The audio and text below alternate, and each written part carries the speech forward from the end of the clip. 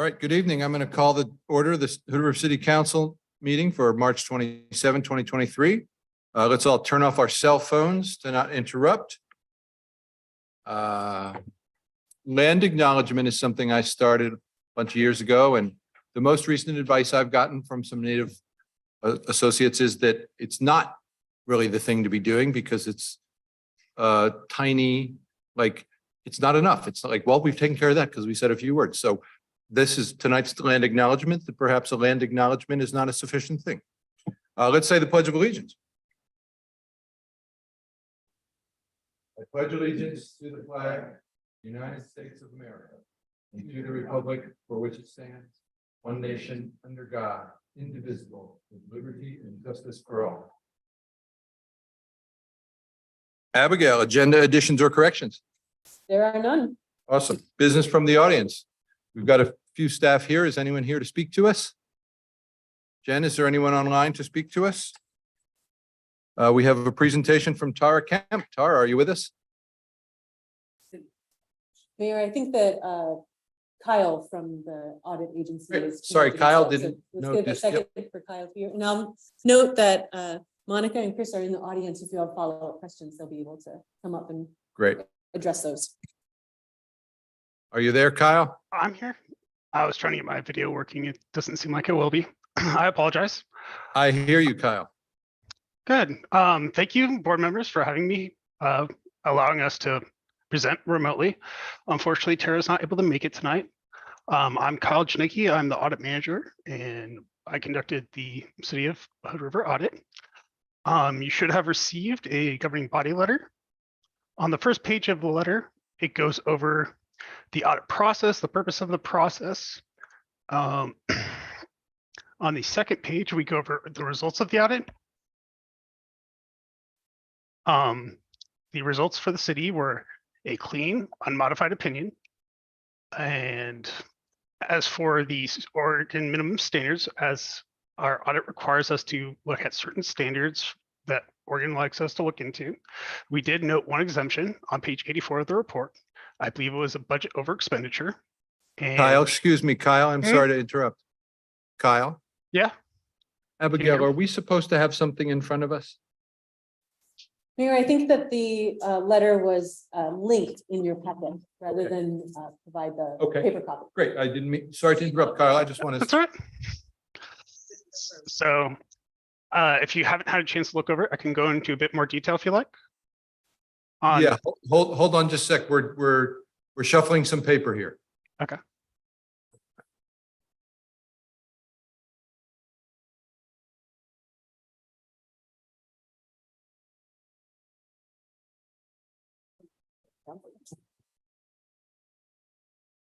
Thank you.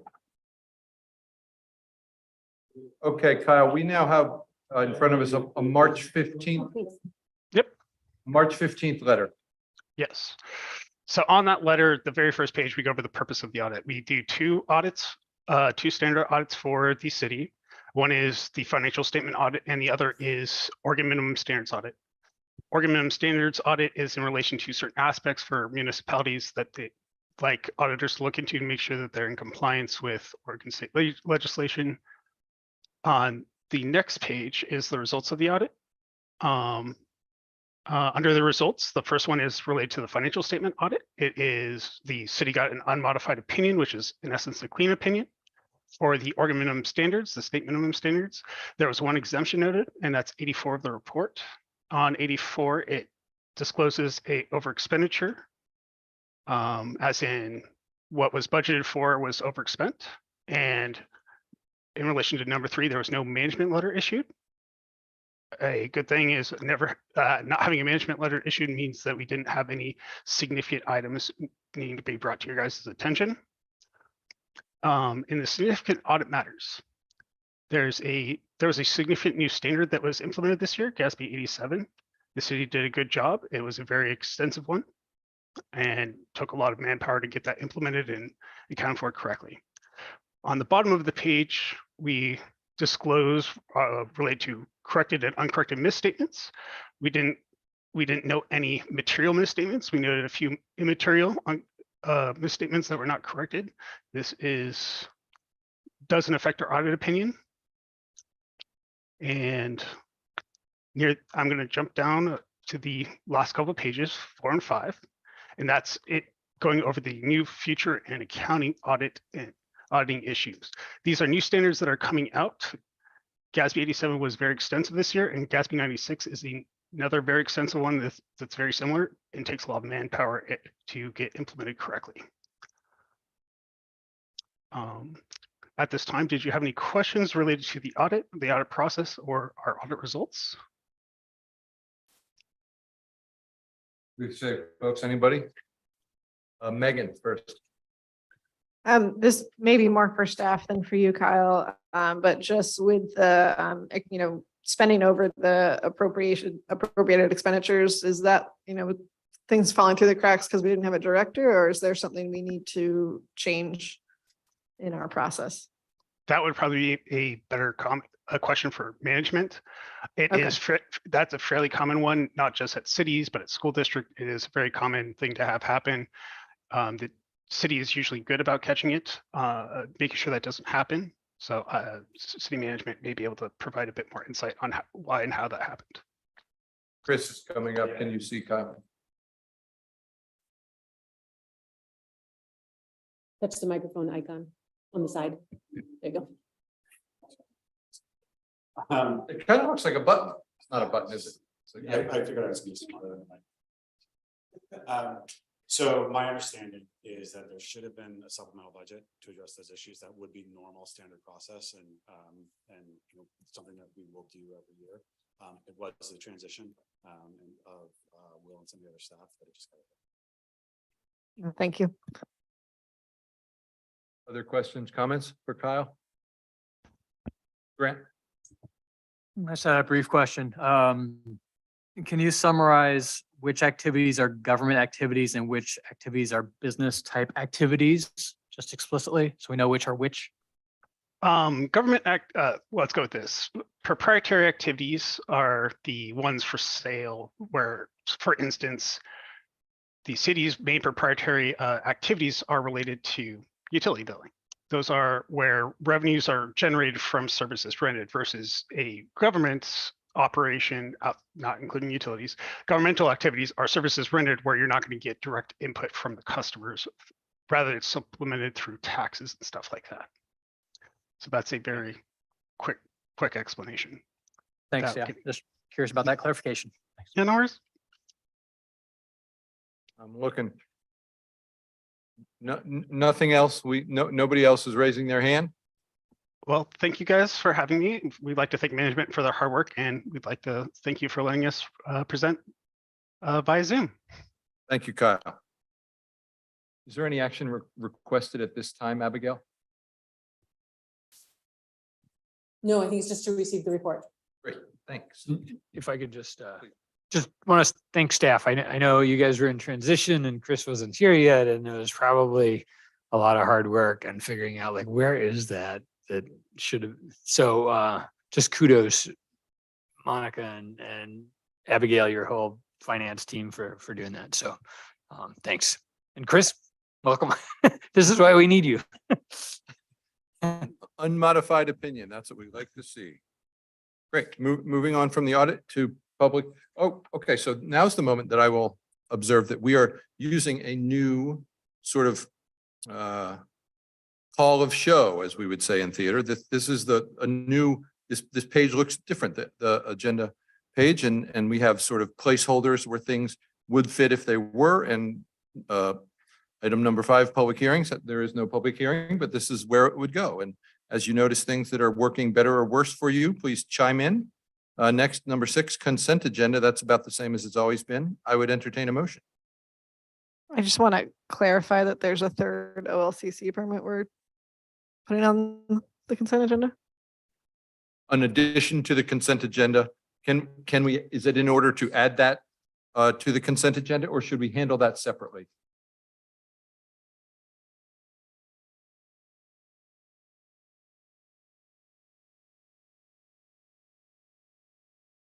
I would say handle that separately.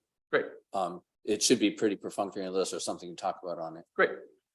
So let's do that first. In fact, let's do the added liquor license from Swirl PDX LLC. Props for the good name. Well, then I will move that we approve the OLCC permit application for Swirl PDX LLC. Moved by Saunders, I second. second by Rivera. Discussion on this liquor license application? Hearing no discussion, all in favor? Yes. Opposed? Chair votes aye, Swirl passes. Next, the consent agenda. I would entertain a motion. I move we approve the consent agenda. Moved by Saunders, I second. second by Rivera. Discussion, all in favor? Aye. Yes. Opposed? Chair votes aye, motion passes. Action items.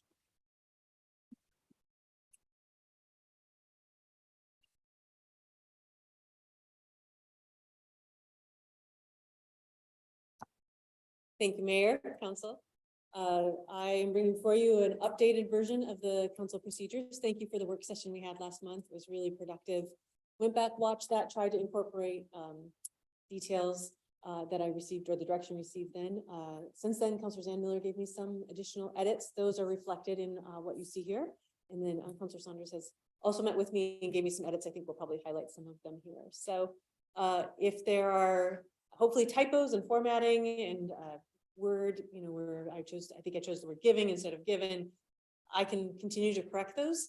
But if you have substantial changes or things you'd like to go through tonight, happy to take those. If we're mostly there or you feel confident, you have a resolution and a proposed motion. If not, happy to bring back a third version in a couple of weeks for your reconsideration. So just to kick it off, I'd say want to walk through section by section. If there are corrections or changes, we can go through that. That sound good to everybody? We'll kind of walk it through, start on like 27 or something. So anything in the introduction of section 1? And you have a clean copy and a marked up copy. So let me know which one you're referring to if you're making changes. I'm not seeing anyone. Section 2 or section 3? I think in section 3, Councilor Saunders. Yes, go. Sorry, I was trying to remember what section I was in. Section 3.4. Yes, 3.4. I'm in the not clean copy on page 32 of the packet, but emergency meetings, sentence that says meetings that can be called with less than 24 hours advance notice to all counselors upon such notice as is appropriate to the circumstances. And I think the upon such notice adds confusion on my end, and I'd like to remove it. I think we just delete those 3 words upon such notice. I think it clarifies it. To all counselors as is appropriate, is that what it would read? Is that, Yes. sounds good to me. Awesome. And then another one in section 3, page 33 of the packet, second to last paragraph. Counselors and staff should not discuss executive session matters. And I was thinking adding something like outside of the executive session, just to make sure that we are clear that you can discuss it in executive session. That is the point. I love that one. Good point. So So just add the words outside of executive session. outside of executive session, great. It's a little pedantic, but Anything else for- that was it in that Your section area. 3. Great, then moving to section 4. I think this is where there was a typo on page 35. I had giving, ing, and it should be given, GIVEN. Yes, it's hard to read through. My defense, it's hard to read through all of these changes, so I'm sure we'll find more of those minor corrections as we go through. Other things, section 4. Section 5, section 4 is where we really chewed things up, created something new. Section 5. Council discussion, public meetings. I see that there's some formatting changes there need to be fixed. Abigail, Yeah. I noted it for section 5, but it's sort of that, we can call a recess if things get out of hand kind of thing. Or go to a virtual meeting, I think it mentions, and my question was just, where does it say we can schedule a meeting as a virtual meeting? I mean, where we can. Yeah, at this point, the text doesn't address technology like in person versus a Zoom only meeting. Looking at our city councilor to see if we need to create anything like that. State law is now, I don't know if state law is in flux over this, but there was legislation that came out of the pandemic that requires, if there's any kind of public participation, that you at least have a hybrid meeting. So I wouldn't be overly prescriptive in your own rules because, you know, this has never been an issue. We've never had like, gosh, we've got to have an emergency meeting and it's got to be this format. None of us are in town or something like that. It's never come up. And I would say if something like that comes up, we figure out what state law requires under the circumstances, and then we don't have to worry about, gosh, our council procedures are from the Stone Age and they don't accommodate this. Well, we're updating it now, so thus. the Today question, is the right? Stone Age because tomorrow the legislature is in session. Don't you get it? I'm hip to that. I was just going, well, if we said we're gonna have the next meeting just on Zoom and I think someone you would could, I mean, say, you could do that under the current regulations because it does have a priority for virtual representation, but it hasn't actually gotten local governments off the hook for the real live when that's, you know, something that's possible. So I don't want to. It may be something we could do. I wouldn't put it in the procedures though. I think there are still some cities who are now holding, say, their work sessions virtually. And their regular meetings, you know, they're holding separate meetings, they're Right. still holding their meetings virtually. well, you and I just attended part of a community college board Mhm. meeting and that was on Zoom. Yeah, I So, think the school board is still meeting on Zoom or is- Yeah, for some reason, like Washington State, it's not a requirement that you have it virtual. So they've kind of reverted back pre-pandemic. Oregon hasn't. Every jurisdiction that I practice in is now totally set up to do it. So I I'm think hip to it's it not possible. being It's in not here. prohibited. I just was curious about whether it should be in here. So that was. Yeah, it's also a political thing for y'all, that, you know, there's something about having city hall and the doors open, and if you're having a meeting, you never know when people are going to show up live and in person the old fashioned way. So that's a political issue for you. It's not really a legal issue at this point in time. I agree. Wade looks much better in person.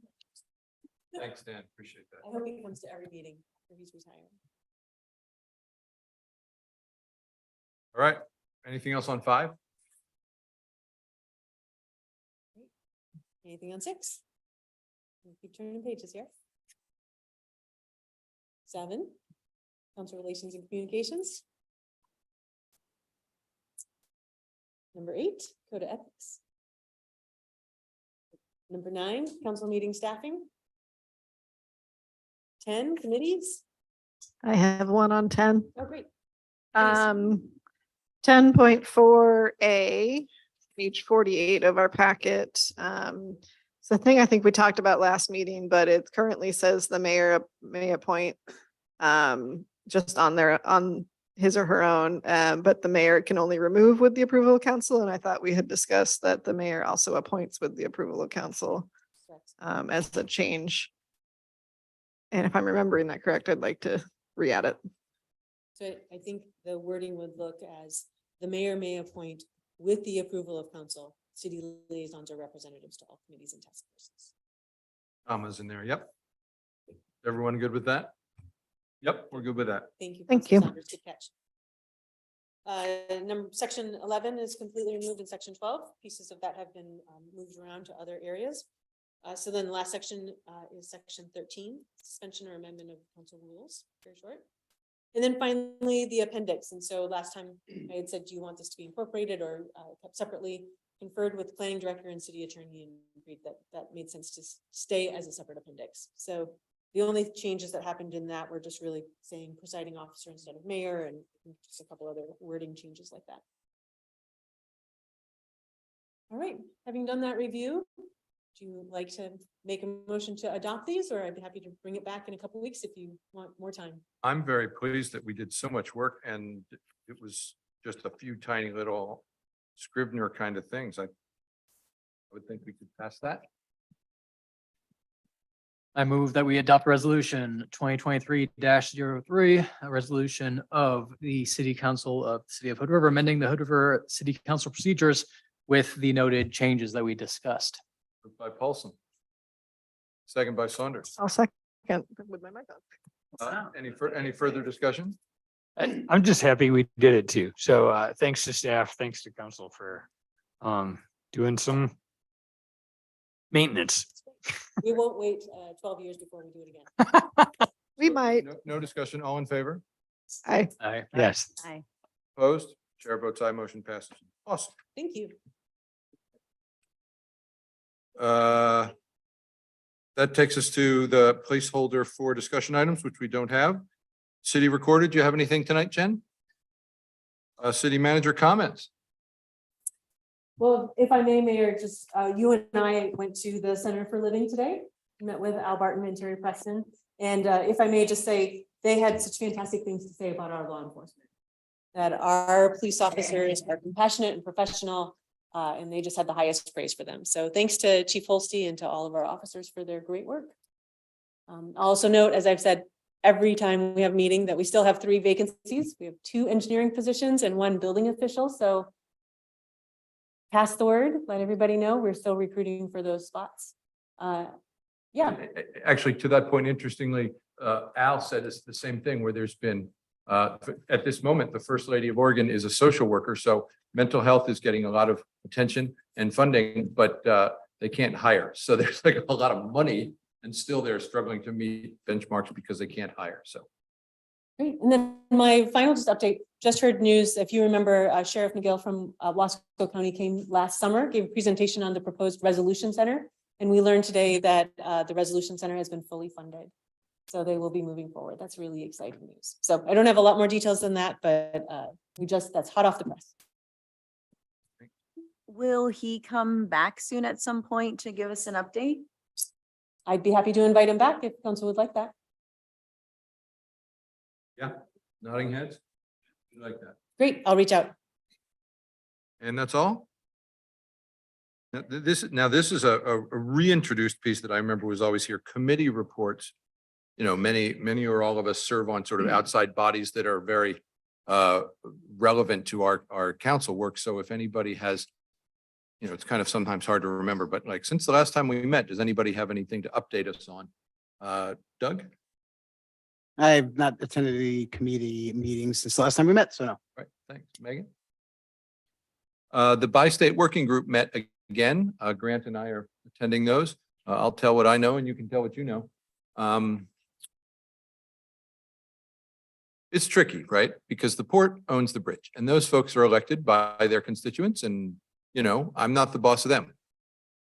I would say that there's a consensus among the members of the Bi-State Working Group, which is Mayor of Bingen, Mayor of White Salmon, Clicktack County Commissioner, Hood River County Commissioner, Mayor of Hood River, that it is absolutely imperative that we maximize our chances to get the funding.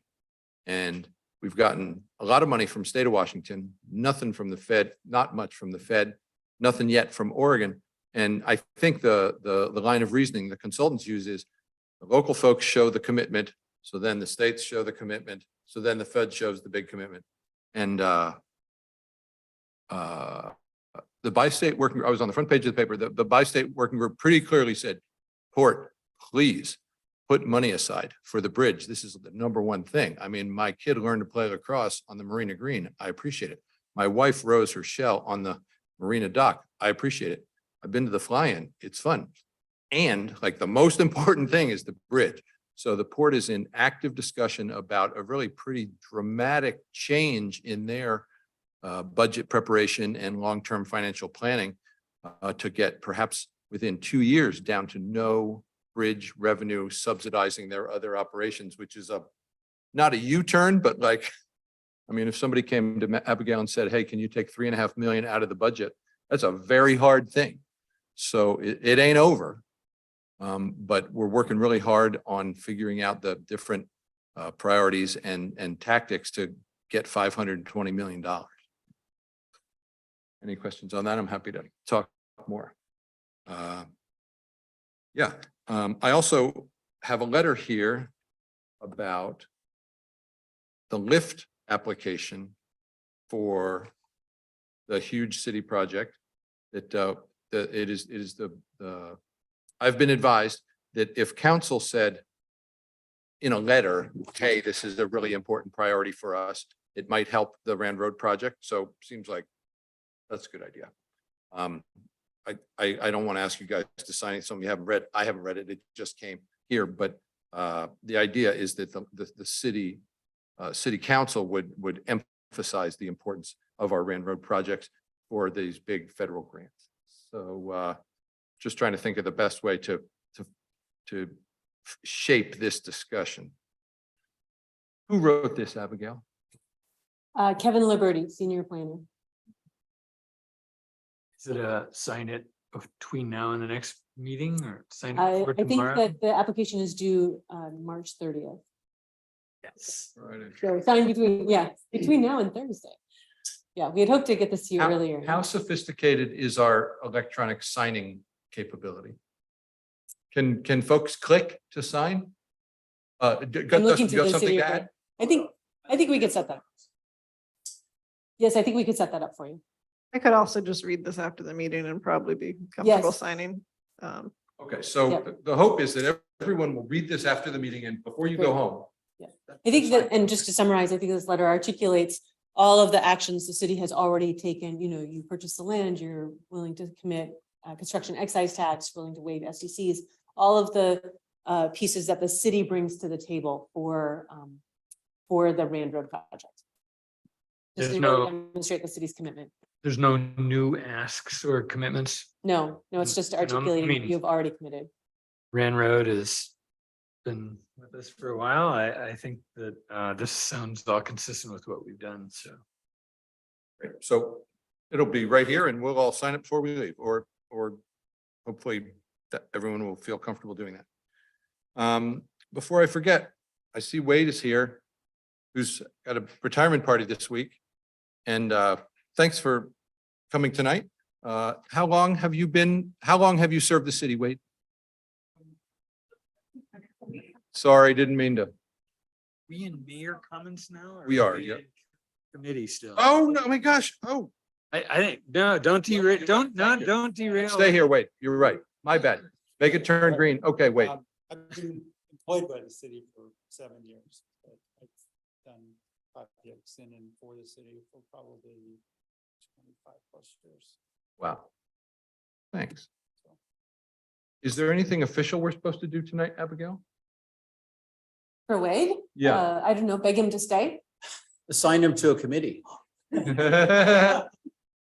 So you're He's here here. for your executive sessions. Thanks for being here and thanks for your work. Thank you, Wade.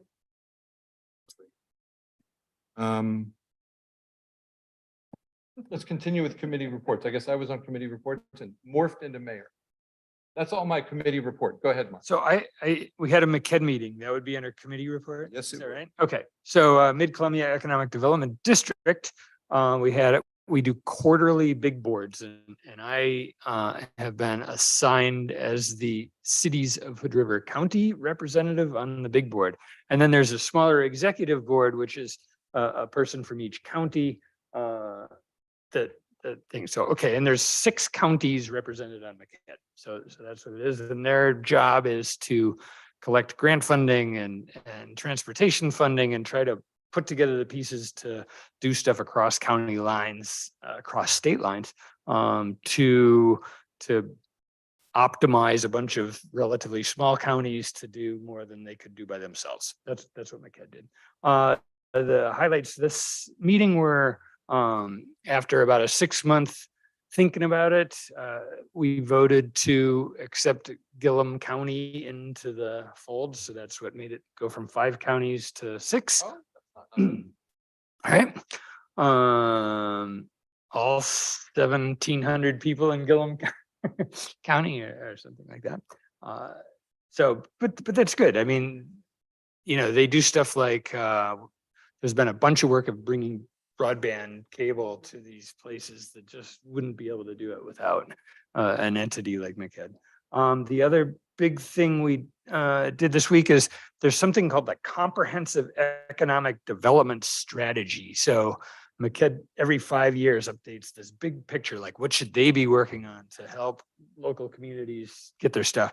And this last meeting was, and then they approve this year's plan every year, which has the backing of this 5-year plan. And this year's plan for the state of Oregon, there's 10 things for each state. Hood River Bridge was number 1. This is just the Hood River things. Housing, where we were the big part of it, for Rand Road was number 2. Elevated sewer was number 5. And lot 1 for the port is number 9. So, so those 4 things represent Hood River County of the 4 Oregon counties. And that's all I had for the McKed meeting, and that was the only other meeting I went to. And I have one thing for council call, but talk about that more. Gladys? Yeah, thank you. You were all given an invitation by Kenny Lapointe for the groundbreaking ceremony for the Navigation Center, and that took place this last Friday. There were it was very well attended, a lot of community partners, and it was officially named as the Gloria Center. There's a family out in the Dalles that donated a lot of the property where it will be placed, and so it will be called the Gloria Center moving forward. Once there's a building and there will be an opening ceremony, I'm certain Kenny will send an invitation to all of you to hopefully be able to attend. That's all for me. Thank you. I got a Region 1 transportation meeting next week on Monday. So if there's anything on that, let me know in advance. Echoing Mayor's comments about the bridge, We want money. I'm shocked.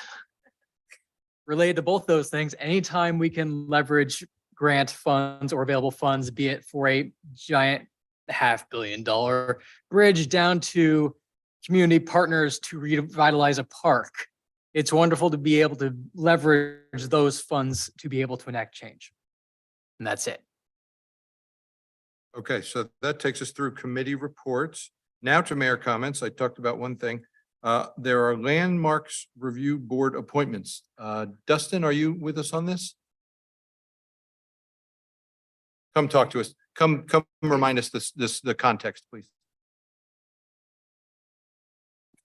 As a part of the city's rules and regulations, we have established a number of what are known as Goal 5 zones. One of them is your historic downtown. And as a part of your organization, you have an advisory board known as the Landmarks Review Board. They're volunteers that help evaluate more ambitious or complicated criteria regarding historic preservation. And it's a 7-member board. They have rotating terms. Currently, we have 2 vacancies because of the completion of one shortened term by Bill Pattison, who is now going to move on to his next chapter, and one by Jeff Ellis, former member who has moved out of state. So we received 2 applications for 2 positions open.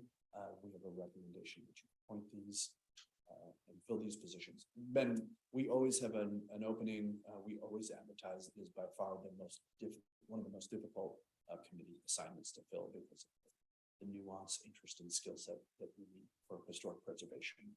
And if any have a recommendation for us, it is the mayor's appointment, and you have this opportunity to have advice from your esteemed professional. Thank you, Dustin. Any questions for Dustin about this?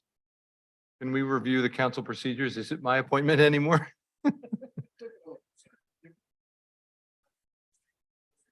Yeah. Now your appointment with approval by council. So I reckon the way we handle that is we entertain a motion to approve the two applicants for the 2 positions who Dustin has reviewed. I make a motion or to staff, where am I? Sorry. I move that the mayor appoint Chelsea Barnes and Will Ennis to the Landmarks Review Board Landmarks Board for 3-year terms. Moved by Rivera. I'll second. Second by Stupina. Any further discussion? All in favor? Yes. Aye. Opposed? Chair votes aye, motion passes. Appointed, thanks.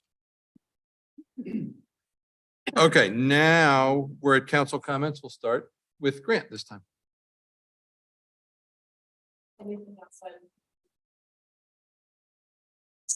I got nothing else. Nothing for me, Alright. thank you. I went to a League of Oregon Cities Land Use 101 class, and I was hoping for a Land Use 301 class, and it was more of a Land Use 101 class, but that was still, no, it was still useful, but it's like, oh, I do this. So, but next, if there's a 301 class, sign me up. And then grandbabies is the only other thing. So rock on. Yeah, I'm a lucky boy. So I joined Abigail at the CAT board and West Side Fire District to talk about the West Side Urban Renewal process. And I just wanted to bring back both boards were very appreciative of the city coming out and informing them, and I think it really helped build some goodwill and improve our relations. So I just wanted to share that. I'm glad Abigail's been doing it, and I appreciate that council has kind of stepped up to join. I think it's very helpful. I'll be joining Abigail tomorrow after evening as well. So I'm looking forward to seeing that in action as well. That's it for me. Okay, we now have a couple of executive sessions. I'm going to try this new revised script and see how it feels. City Council will now meet in executive session pursuant to ORS 192-661E to conduct deliberations with persons designated by the governing body to negotiate real property transactions, and ORS 192-661H to consult with counsel concerning the legal rights and duties of a public body with regard to current litigation or litigation likely to be filed. Representatives of the news media and designated staff are allowed to attend the executive session. All other members of the audience are asked to leave the room, and we will end the public broadcast. Representatives of the news media are specifically directed not to report on any of the deliberations during executive session, except to state the general subject of the session as previously announced. No decision may be made nor final action taken in executive session. The executive session is anticipated to last 40 minutes. At the end of the executive session, the city council meeting will be adjourned. No action will be taken. We will now discontinue the live feed and recording. That seemed like very natural. Thank you. Good script. So let us know when we're clicked off, will you? And can we close the door? Is that how doesn't matter? Nobody's here, I guess. You're so fast. Your council meeting was so efficient. I had invited Stephen Ford to be part of it. So that's